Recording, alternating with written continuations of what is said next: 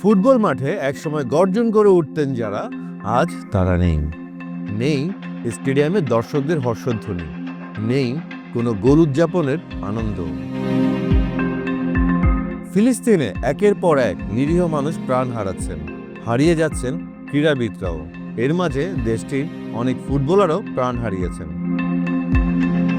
Central গাজার আল Maghazi শরণার্থী শিবির, সেখানে নিজের বাড়ির তিনতলায় বসেছিলেন মোহান্নাদ আল লেলে।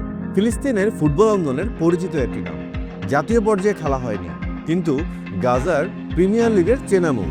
সেদিন একটি ড্রোন ধেয়ে এলো তার বাড়ির দিকে। বোমাটি আঘাত হানে ঠিক তার ঘরে। মাথায় মারাত্মক রক্তক্ষরণ হয় মোহান্নাদের। 3 দিন লড়ে গেলেন জীবনের সঙ্গে, কিন্তু এরপরে এক সকালে হার মানলেন। মোহান্নাদ ছিলেন খাদামাত আল মাগাজি ক্লাবের ফুটবলার। একসময় দলকে নেতৃত্বও দিয়েছেন, খেলেছেন শাবাব জাবালিয়া গাজা স্পোর্টস ক্লাবের হয়েও। ইনজুরি হয়েছিল, তবুও ফিরে এসেছিলেন প্রথম ক্লাবে। জীবনটাকে যেন আবার সাজাতে চেয়েছিলেন, কিন্তু তার গল্পের শেষ লাইনে লিখে দেওয়া হলো মৃত্যু।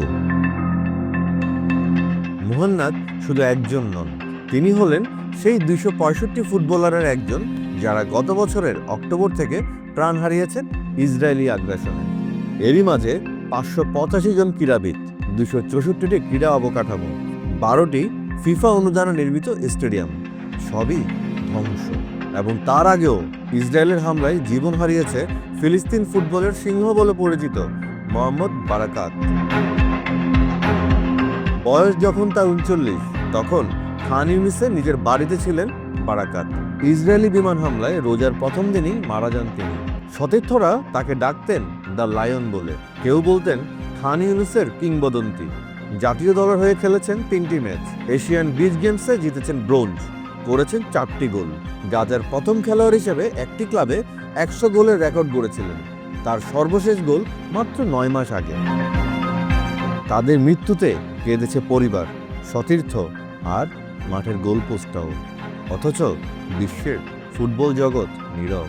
খেলাধুলো যেখানে জীবন পাল্টায়, সেখানে কিছু মানুষের জীবন মুছে যাচ্ছে কেবলই জন্মসূত্রের কারণে। মৃত্যুর তালিকাও বাড়ছে। ক্রীড়াবিদ নয়, যেন টার্গেট হচ্ছেন ভবিষ্যতের স্বপ্নদ্রষ্টারা। মোহান্নাদ, বারাকাত, এমন অনেক মৃত্যুবরণের করুণ কাহিনী শুধু গাজার নয়, এটা পুরো মানবতার জন্য লজ্জার। হয়তো কেউ খেলতে পারবে না ওই মাঠে আরো অনেক দিন, কিন্তু একদিন, নিশ্চিতভাবেই একদিন, গাজার সেই মাঠে আবার গোল হবে। আর বিশ্ব মনে রাখবে, যারা খেলাধুলা করত তারাও রেহাই পায়নি ইসরায়েলি আগ্রাসনের কবল থেকে।